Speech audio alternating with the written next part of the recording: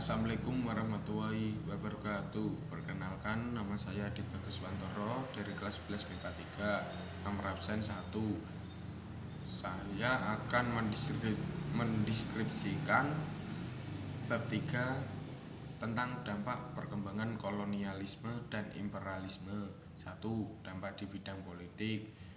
Daendels atau Raffles telah meletakkan dasar pemerintahan yang modern. Semua bupati dijadikan pegawai negeri dan digaji atau dibayar. Sedangkan menurut adat istiadat, kedudukan bupati adalah turun-temurun dan mendapatkan upeti dari rakyat. Jawa dijadikan sebagai tempat pusat pemerintahan dan membaginya menjadi wilayah prefektur. Pada awalnya hukum yang digunakan adalah hukum adat, namun berubah menjadi hukum barat modern. Belanda dan Inggris melakukan campur tangan terhadap persoalan kerajaan. Hal ini menyebabkan peranan elit kerajaan berkurang dalam politik serta berakibat pada keruntuhan kekuasaan pribumi. Dampak di bidang sosial. 1. Pembentukan status sosial di mana bangsa Eropa menduduki status sosial tertinggi, kemudian Asia dan Timur Jauh, dan untuk status yang terakhir ditempati bagi kaum pribumi. 2. Terjadinya pemerasan dan penindasan secara kejam. 3. Wilayah Indonesia yang dikelilingi laut menyebabkan kehidupan masyarakat cenderung berkembang ke pedalaman. Terjadinya kemunduran pedagang di laut ini kemudian munculkan budaya feodalisme di pedalaman. Dengan adanya feodalisme, rakyat pribumi dipaksa patuh pada tuan tanah bangsa barat atau timur asing, sehingga kehidupan penduduk pribumi menurun. 3. Dampak di bidang ekonomi. Perkebunan di Jawa terus berkembang dan maju, tetapi di Sumatera mengalami kesulitan untuk mendapatkan tenaga kerja, sehingga dilakukan program transmigrasi. 2. Eksploitasi ekonomi dan monopoli dagang Fok menyebabkan perdagangan Nusantara mengalami kemunduran di dunia internasional. Peran sah bandar pun diganti oleh pejabat Belanda. 3. Belanda membangun rel kereta api dengan maksud memperlancar perdagangan. 3. Kebijakan tanam paksa sampai sistem ekonomi liberal menjadi Indonesia sebagai penghasil bahan mentah, bangsa Belanda sebagai eksportir dan sebagai perantara, yaitu orang timur asing terutama Tiongkok, sedangkan bangsa Indonesia hanya sebagai pengecer. 4. Dampak di bidang budaya.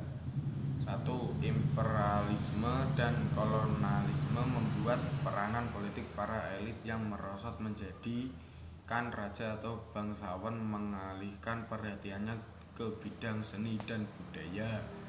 2. Perlakuan Belanda untuk menghilangkan kedudukan menurut adat penguasa pribumi membuat mereka menjadi pegawai pemerintah, membuat jatuhnya kewibawaan tradisional penguasa pribumi. 3. Masuknya agama Katolik dan Protestan di Indonesia. Bab 4. Sumpah Pemuda dan Jati Diri Keindonesiaan. 1. Berbagai kebijakan kolonial yang melahirkan kemiskinan dan penderitaan rakyat telah mendapat kritik keras dari politikan dan intelektual Belanda C.H. van Deventer.